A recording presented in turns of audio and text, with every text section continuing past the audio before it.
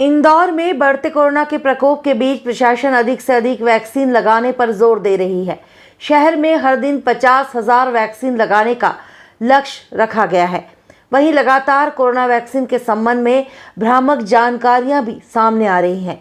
कई लोग पहला डोज लगाने के बाद संक्रमित हो रहे हैं और इससे अब शहर में वैक्सीनेशन की विश्वसनीयता पर कई सवाल खड़े हो रहे हैं।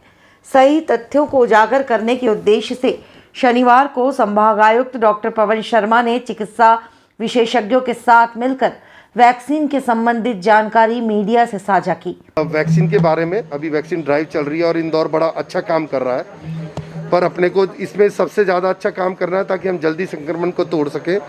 तो आज मीडिया का और हमारे जो मेडिकल कॉलेज के एक्सपर्ट्स हैं, तो जिसमें medicine department, chest department, preventive social medicine department और वैक्सीनेशन जो ड्राइव देख रहे हैं, उनका इंटरेक्शन रखा था ताकि जो भी प्रश्न हैं, शंकाएं हैं, वो क्लियर की जा सके और आपके माध्यम से एक लार्जर ऑडियंस, जनता तक बात पहुंचाई सके कि वैक्सीन सेफ है, ज़्यादा से ज़्यादा लोग आगे आए।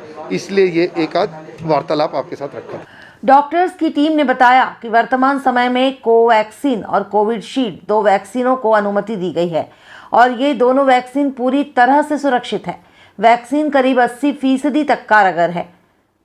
वहीं साफ किया है कि कोरोना वैक्सीन लगाने के बाद व्यक्ति में सर दर्द, थकावट, मितली, बदन दर्द और पेट दर्द जैसे लक्षण देखे जा सकते हैं। कोरोना वैक्सीन का कोई गंभीर असर सेहत पर नहीं पड़ता है। वहीं हर डोज के 2 हफ्ते में एंटीबॉडी विकसित होती है। इस दौरान डॉक्टर संजय दीक्षित ने बताया कि कोविड संक्रमित गंभीर मरीजों को ही रेमडेसिविर इंजेक्शन देने की जरूरत होती है, हर मरीज को देने की आवश्यकता नहीं है। इतना ही नहीं, उन्होंने साफ किया कि मरीज को सीटी स्कैन कराने की जरूरत केवल तब पड़ती है जब मरीज का इन्फेक्शन गंभीर बीमारी का रूप ले ले। हालांकि इस समय शहर में प्राइवेट लैब में लूट चल रही है। मरीज की रिपोर्ट पॉजिटिव आने के साथ ही सीटी स्कैन कराने के लिए कहा जाता है और इसके लिए स्पेशल पैकेज भी दिए जा रहे हैं।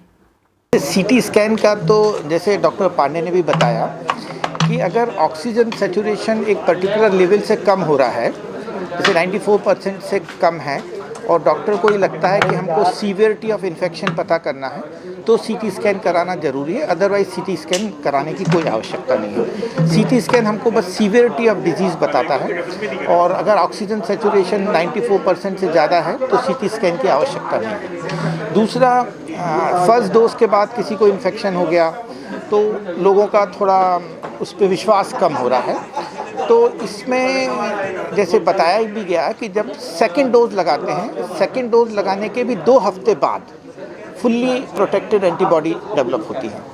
तो इसलिए इन प्रोसेस या इसमें फ़र्क पड़ रहा है। फिर भी मेरा यही कहना है कि अगर फर्स्ट डोज के बाद भी वैक्सीनेशन है तो वैक्सीनेशन प्रोसेस सेफ़ है और हमको सेकंड डोज भी लगाना चाहिए। सेकंड डोज जब तक नहीं लगाएंगे तब तक हम फुल्ली प्रोटेक्टेड नहीं रहेंगे। जो एफिकेसी और इफ़ेक्टिवनेस है, जैसे कुछ वैक्सीन की तो 93% तक भी है, लेकिन अपन जो अभी वैक्सीन लगा रहे हैं उसका 80 to 90% एफिकेसी है।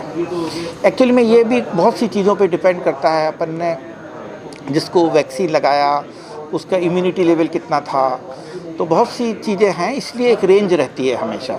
तो अभी रफली 70 to 80% इफेक्टिव है। इंदौर प्रशासन ने अब एमजीएम के साथ मिलकर शहर की स्वास्थ्य व्यवस्था को और भी अधिक बेहतर बनाने का प्लान बनाया है। साथ ही कोरोना पेशेंट को सही समय पर इलाज मिल सके, इसको लेकर भी योजना बनाई जा रही है।